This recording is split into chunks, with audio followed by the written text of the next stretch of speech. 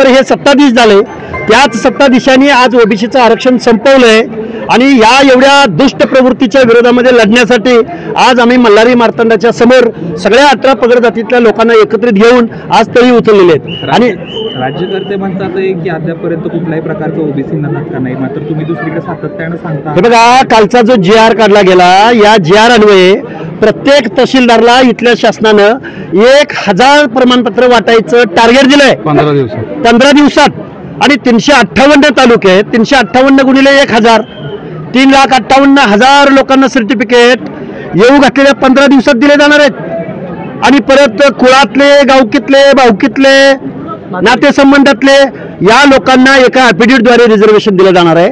OBC बांधवांनो, जागं व्हा, एक व्हा, नेक व्हा. आपलं आरक्षण संपलंय आणि आता आपलं आरक्षण या राज्यकर्त्यांनी संपवलेलं आहे. या मल्हारी मार्तंडाच्या चिरणी आज आम्ही महाराष्ट्रामधला, बघा मी परत सांगतोय, महाराष्ट्रामध्ये आज इथं मल्हारी मार्तंडाच्या समोर माळी, साळी, कोळी, तेली, हटकर, धनगर, सनगर, वंजारी, लोणारी, परीट, गुरव, घरशी, नाभिक, सुतार, लोहार, कुंभार, बेडर, रामोशी, हर एक 18 पगड जातीचा माणूस इथं आज सदानंदाची तळी उचलताना एकत्रित आलाय.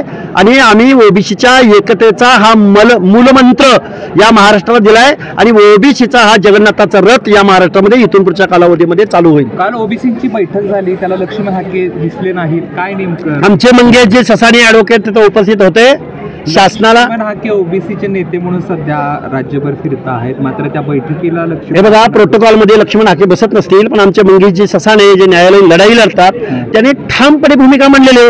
आणि माननीय भुजबळ साहेब हे नेहमी आपली बाजू मांडतायत, वडेट्टीवार साहेब बाजू मांडतायत, प्रकाश शेंडगे आहेत, पंकजताई आहेत, जबाबदार माणसं आहेत.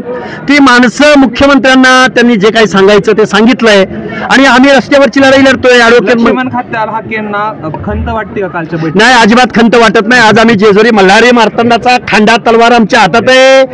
दुर्जनांचं मार्जन करायला आम्ही इथं जेजुरीच्या खंडोबाच्या इथं आलोय. त्यामुळे आम्ही कोणाला घाबरणारे नाही आहोत. आमच्या ओबीसी मध्ये एकजूट आहे आणि मोठ्या ताकदीने आम्ही ओबीसीची चळवळ लढत आहोत. काय सांगाल ओबीसीची बैठक झाली, काय सांगाल?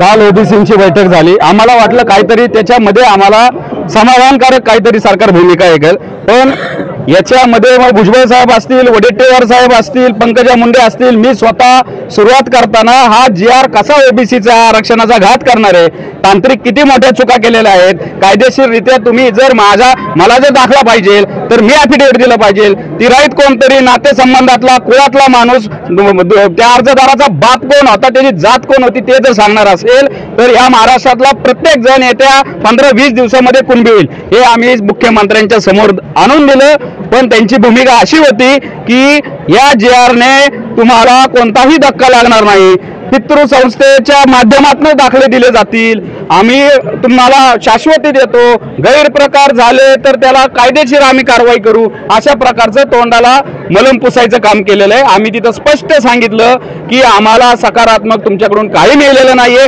त्यामुळं महाराष्ट्रामध्ये ओबीसीची लढाई, ओबीसीचे मोर्चे, ओबीसीचे आंदोलनं चालू राहतील. त्यांनी आणखीन एक सांगितलं याच्यामध्ये की हा मुद्दा न्यायप्रविष्ट आहे आणि न्यायप्रविष्ट असल्यामुळे आम्ही बदल करू शकत नाही.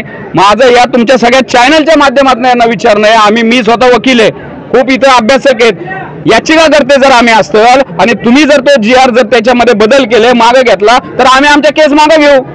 तुम्ही या आमच्या मोर्चामध्ये 10 तारखेच्या नागपूरमध्ये जो महामेळावा होणार आहे त्याचा धसका घेऊन ती कालची मीटिंग होती. असं एकंदरीत आम्ही ते याच्यावर आहोत. त्यांनी आम्हाला विनंती केली, खूप पाऊस पडतोय महाराष्ट्रामध्ये, ओला दुष्काळ आहे आणि तुम्ही मागं घ्या. तुम्ही आम्हाला जर बोलावताय, सहकार्याची भूमिका करायला पाहताय, तर तुम्ही तिथं आम्हाला समाधानकारक काहीतरी सांगणं गरजेचं होतं. हा GR आम्ही थांबवतोय, याच्यावर आपण चर्चा करू, असं काही केलं नाही. त्यामुळं आमचा हा एल्गार आहे आणि ही आता आम्ही बेल भंडारा आम्ही उधळलेला आहे सर्व ओबीसींच्या एकजुटीचा. सरकार म्हणतंय की आम्ही कोर्टामध्ये ॲफिडेव्हिट देऊन त्याच्यामध्ये आमची भूमिका सांगू, तर आम्ही पण कोर्टाची लढाई लढू, रस्त्यावरची पण लढाई लढू. आमचे मेळावे मोर्चे थांबणार नाहीत. पण ज्या वेळेस पेशंट अत्यवस्थ होतो त्यावेळेस तुम्ही त्याला विचारायला येता, हे मग करताना तुम्ही का नाही बरं आधी ओबीसीची मीटिंग घेतली, ओबीसी समितीसमोर तो ड्राफ्ट ठेवला, हा आमचा सवाल आहे. त्यामुळं आता कुठेतरी मलमपट्टी करायची.